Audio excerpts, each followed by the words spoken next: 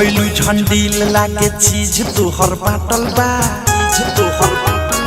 हो गइलू झंडील लागे चीज तोहर बाटल बा।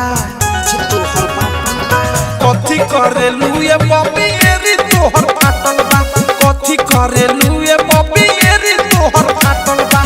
तरसल नाही कोनो लागे सब काके आटल बा, कथी करेलू ये बॉबी एरी तोहर बाटल बा, कथी करेलू ये बॉबी एरी तोहर बाटल बा।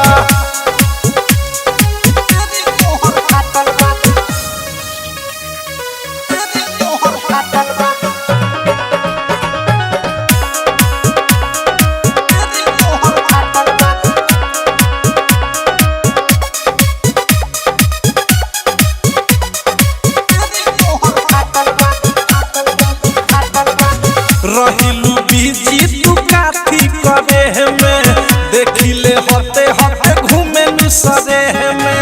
रहिलू बीजी तू काथी करे में, देखिले हते हते घूमे सरे में। दिया बच्चा राइल गुरवा लागता की काटल बा, काथी करेलू ये बॉबी एरी तोहर बाटल बा, कथी करेलू ये बॉबी एरी तोहर बाटल बा रे।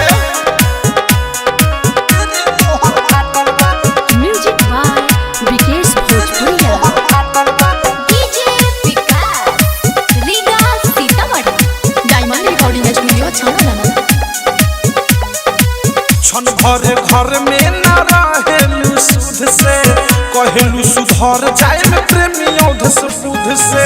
छन भर घर में न रहेलू सुध से, कहलू सुधर जाए में राइटर थारू बुध से।